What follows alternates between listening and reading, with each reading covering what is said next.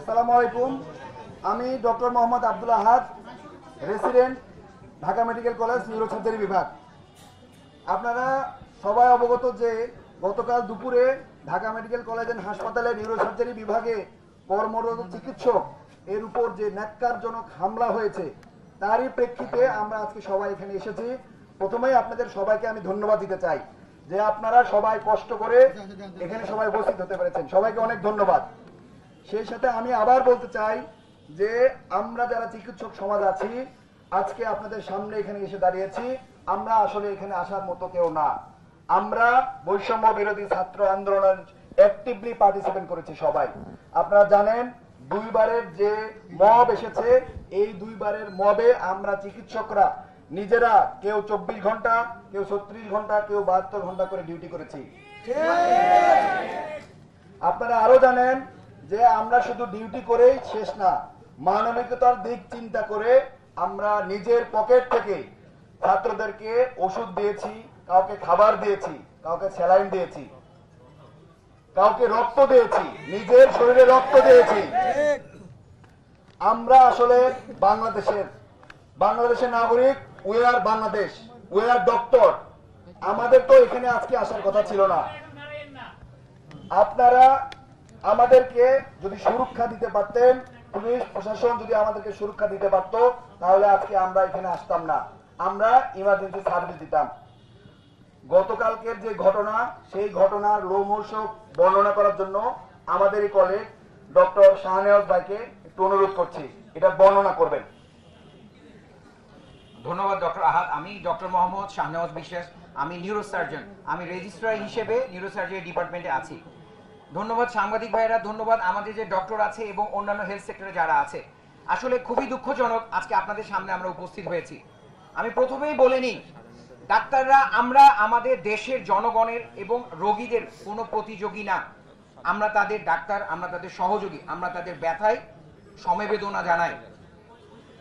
অত্যন্ত দুঃখের সাথে বলতে হয় যে গতকালকে আমাদের নিউরোসার্জারি ডিপার্টমেন্টের 201 নম্বর ওয়ার্ড বিকেলে অ্যারাউন্ড 3টা, সাড়ে তিনটা হবে, এ সময় কিছু দুর্বৃত্ত, ছাত্রধারী কিছু দুর্বৃত্ত আমাদের 201 নম্বর ওয়ার্ডের ভেতরে ঢোকে। সেখানে এমার্জেন্সি রোগীর অপারেশন করার জন্য ডক্টর মাশরাফি অপারেশন থিয়েটারে ছিল। তাকে দুর্বৃত্তরা টেনে হিচড়ে বের করে এবং তাকে প্রহার করে।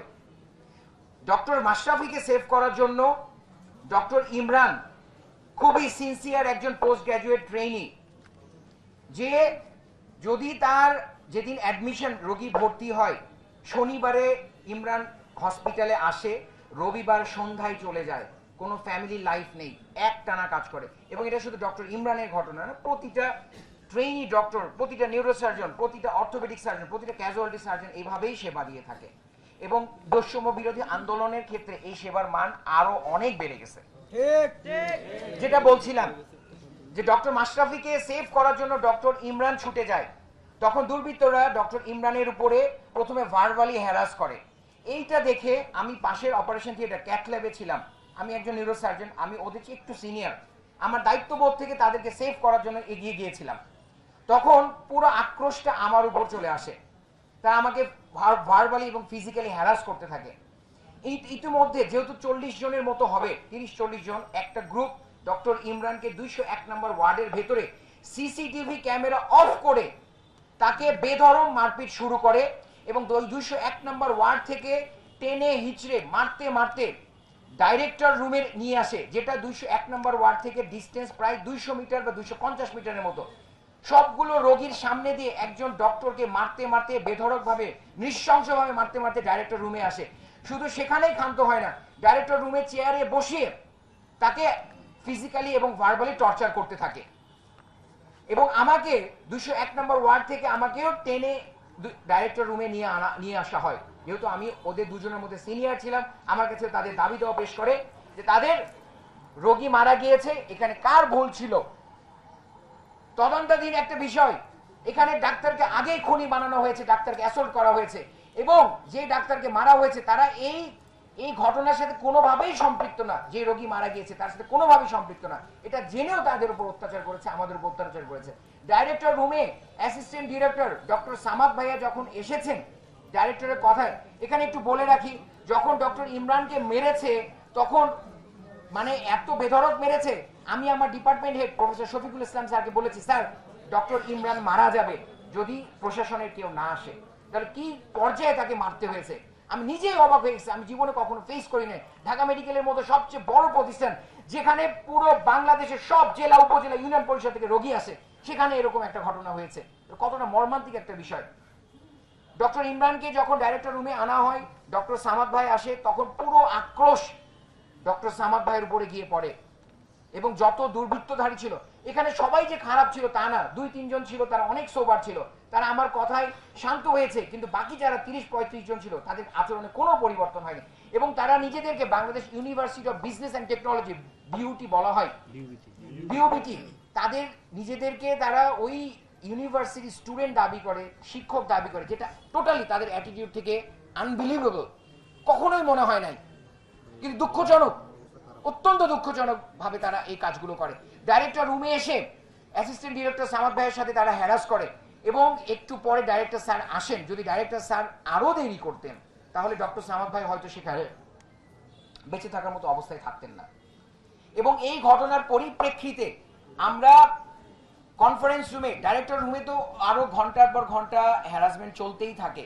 সিসিটিভি ক্যামেরা ফুটেজগুলো ডিলিট করা হয়েছে, আমরা যেটা খুঁজে পাইনি।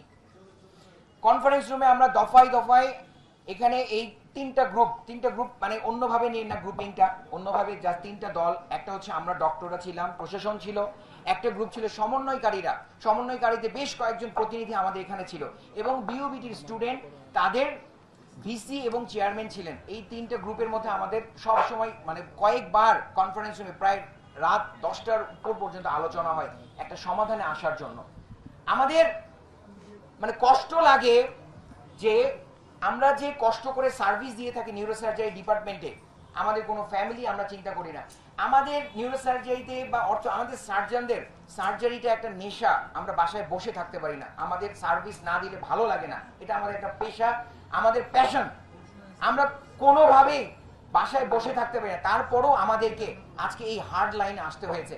আমি শুধু বলে রাখি যে আমরা ডক্টররা আমাদের দেশের, আমাদের শ্রদ্ধেয় পেশেন্টদের কোনো প্রতিপক্ষ না, আমরা তাদের সহযোগী।